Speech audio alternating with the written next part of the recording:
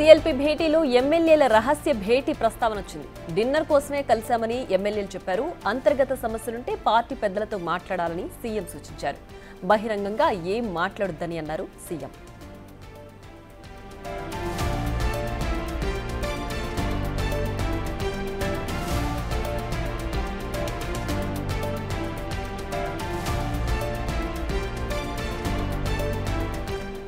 CLP సమావేశంలో ప్రధానంగా party బలోపేతం అలాగే స్థానిక సంస్థల ఎన్నికల ఉద్దేశించి ఈ సమావేశం జరిగింది.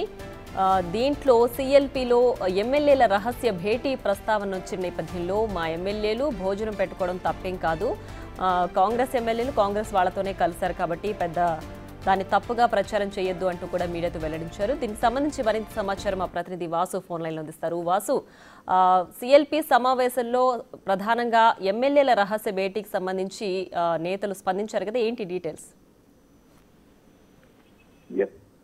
నేతృత్వంలో జరిగినటువంటి సీఎల్పీ సమావేశంలో ఎమ్మెల్యే అనుజిత్ రెడ్డి 11 మంది ఎమ్మెల్యేలతో భేటీ అయిన అంశానికి సంబంధించి ప్రస్తావనకు వచ్చింది. అయితే అది కేవలం వ్యక్తిగతంగా మేము భోజనం చేయడానికి కలిశామన్నటువంటి సమాధానం అనుజిత్ రెడ్డి చెప్పాడు. కానీ ఇదే నేపథ్యంలో అనుజిత్ రెడ్డి కొన్ని పత్రాలతో హాజరైన విషయం మనం చూసాం. కానీ ఆ పత్రాల్లో ఏముంది అంటే అమీన్పూర్ కు సంబంధించి కేటీఆర్ చేసినటువంటి కబ్జాల అంశానికి సంబంధించి కూడా అనేక సార్లు నేను ఫిర్యాదు చేశాను, దీనిపైన ఎవరు స్పందిస్తలేరు, చర్యలు తీసుకోవట్లేదు అన్న అంశాన్ని ఆయన సమావేశంలో తీసుకొచ్చారు. మరోపక్క ఆయన సొంత కాన్స్టిట్యున్సీకి సంబంధించి 4 గ్రామాల్లో ఉన్నటువంటి రెవెన్యూ భూముల అంశాలకు సంబంధించిన సమస్యలను కూడా పరిష్కారం చేయాలంటూ కూడా ఆయన కోరారు. దానికి సంబంధించిన పత్రాలతో ఆయన ఈ సమావేశానికి హాజరయ్యారు. కానీ దీనికి సంబంధించి ఏదైనా సమాచారం ఉంటే సంబంధిత అధికారులకు మీరు ఫిర్యాదు చేయాలని కూడా ఆయనకు సూచించినట్టుగా తెలుస్తా ఉంది. అయితే మరోపక్క ఇదే అంశం దృష్టిలో పెట్టుకున్నా లేదంటే ఇంకేదైనా కారణమా, ఎవరైనా సరే పార్టీ లైన్ దాటి వెళ్ళడానికి వీల్లేదంటూ కూడా ముఖ్యమంత్రి రేవంత్ రెడ్డి కూడా ఈ సమావేశాన్ని ఉద్దేశించి మాట్లాడారు.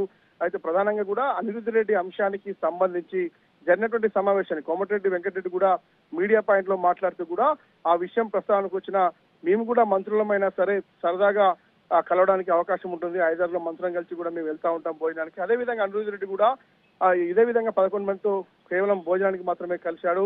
ఇది పార్టీ ఇంటర్నల్లో ఇంత పెద్ద కుటుంబం అన్న తర్వాత చిన్న పొరపచ్చాలు ఉంటాయి, అవి సామాన్యమే అన్న అంశాన్ని మంత్రులు మాట్లాడుతూ ఉన్నారు. రేవంత్ రెడ్డి దగ్గరలో కూడా ఇదే అంశాన్ని అనుజిత్ రెడ్డి లేవనెత్తారు. మేము కేవలం సరదాగా కలిశాము తప్ప ఇంకో ఇంటెన్షన్ లేదు అన్న విషయాన్ని కూడా ఆయన సమాధానంగా చెప్పారు. కాకపోతే ఆయనకున్నటువంటి వ్యక్తిగత సమస్యలు, ఆయన కాన్ఫరెన్స్ లో ఉన్నటువంటి కొన్ని సమస్యలు, మరోపక్క ప్రతిపక్ష నేత అయినటువంటి కేటీఆర్ విషయంలో కూడా అమీన్పూర్ దగ్గరలో భూ కబ్జాలకు సంబంధించిన విషయం పైన కూడా చర్యలు తీసుకోవాలని ఆయన కోరినట్టుగా మనకు సమాచారం అంతా ఉంది. మొత్తం మీద జరిగినటువంటి ఈ సమావేశంలో కూడా చాలా కొత్త ఎమ్మెల్యేలు ఎవరైతే ఉన్నారో మీరు ఒకసారి గెలవడం అవి చాలా రైట్. వాసు, ఒకసారి మీరు హోల్డ్ లో ఉండండి.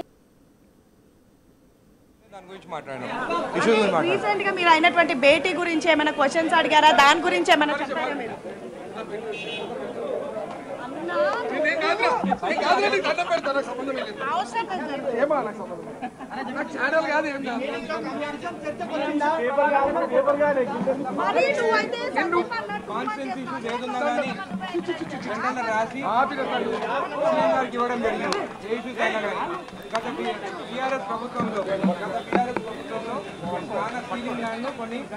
పట్టా చేస్తున్నారు, అవన్నిటిపైన ఎంక్వైరీ చేయాలని చెప్పి రిటర్న్ ఇచ్చినారు.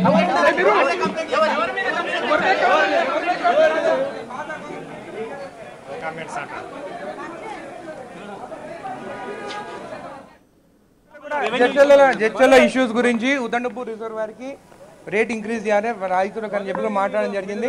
దాని తర్వాత మిడ్జిల్ మండలం ఎక్కడైతే సీఎం గారు ఫస్ట్ టైం జెడ్పీటీసీ అయినారో అక్కడ జాపా గోపాల్ రెడ్డి వారి స్టాచ్యూ అక్కడ ఓపెన్ చేయాలి, వస్తా అని చెప్పినాడు.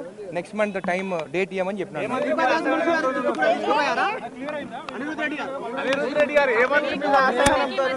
నా జీవితంలో నాకున్నది ఒక కొడుకు, ఆ కొడుకు మీద ఒట్టేసి చెప్తున్నా, నేను ఎప్పుడు కానీ గవర్నమెంట్ ఫైల్ కానీ ఎప్పుడు నేను బ్రోకరేజ్ చేయలేదు, ఎక్కడికి ఫైల్ గురించి నేను పోలేదు, అది తప్పు వాస్తవాలు అని చెప్తాను.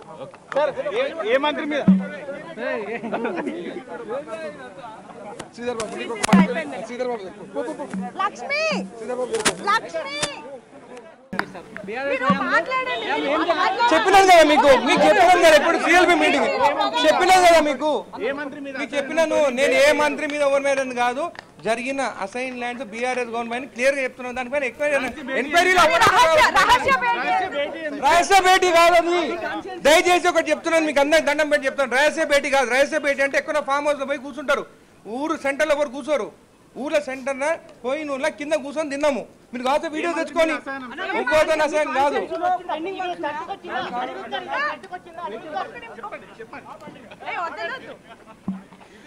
సో మాట్లాడించేటటువంటి ప్రయత్నం చేస్తే కూడా అనిరుద్ రెడ్డి మాట్లాడడం లేదు.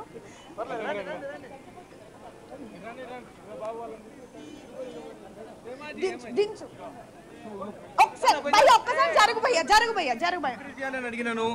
దాని తర్వాత గత బీఆర్ఎస్ గవర్నమెంట్ లో కొన్ని వందల ఎకరాలు నా కాన్స్టిట్యున్సీన అసైన్డ్ ల్యాండ్స్ అంటే సీలింగ్ ల్యాండ్స్ డిక్లేర్ చేసి పట్టాలు చేసుకున్నారు. దానిపైన క్లియర్ గా ఎంక్వైరీ చేయాలని చెప్పినాను.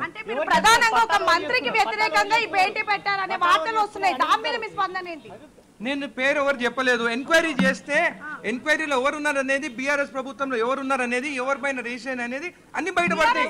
మీ ప్రభుత్వంలో కాలేదు పాత గవర్నమెంట్ గురించి చెప్పినాను. నేను ఈ రోజు మీతో పాటు కొన్ని ఫైల్స్ ని తీసుకొచ్చారు. ఏంటి ఆ ఫైల్స్ లో ఏముంది? నా కాన్స్టిట్యున్సీ ఇష్యూస్ ఉన్నాయి.